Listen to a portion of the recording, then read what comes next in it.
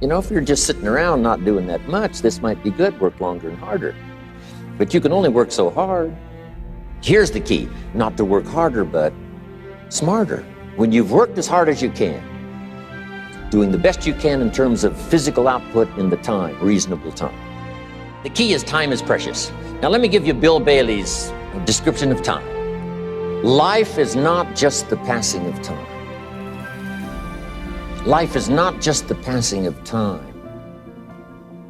Life is a collection of experiences, their frequency and their intensity. Life is not just watching the clock tick away. Life is a collection of experiences. When should you start the day? As soon as you have it finished. Plan the day the best you can, leaving plenty of room for improvising and surprises and all the stuff that happens during the course of the day. But if you've planned a good, productive day, now you start that day, you can't believe how much more valuable your time will be. Don't start the day until you have it finished. Here's something I do know. Sometimes desire waits for a trigger, waits for something to happen. Who knows what the happening may be?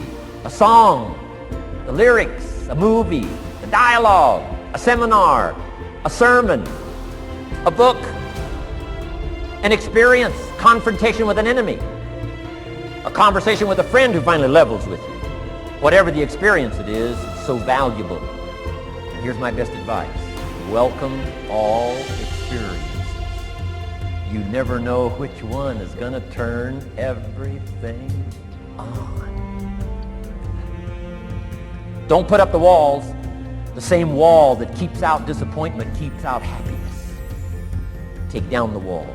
Go for the experience. Let it teach you. All life forms strive to the max of its potential except human beings.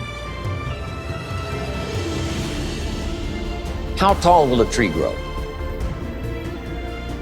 As tall as it possibly can. You never heard of a tree growing half as high as it could. No, trees don't grow half.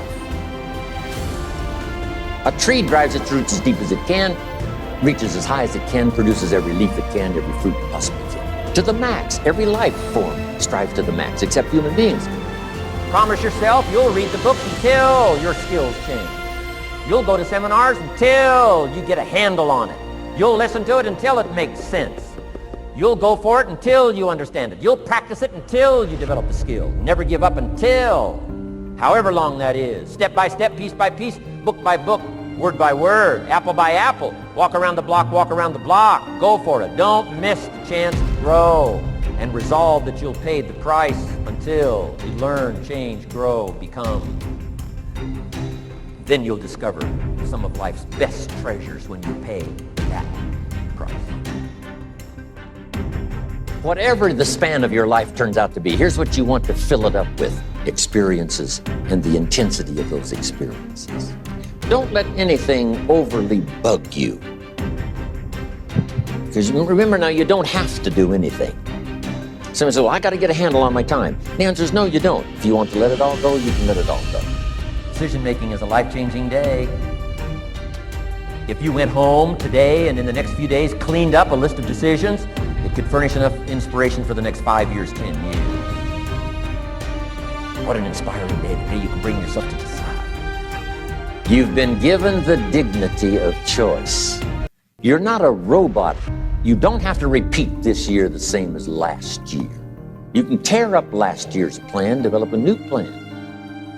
If you want to compete or if you want to really get good, you've got to put in the numbers. But if you get more from yourself, develop more of yourself, now the time management becomes an easier task. Resolve means promising yourself you will never give up. Life-changing day, the day you say, enough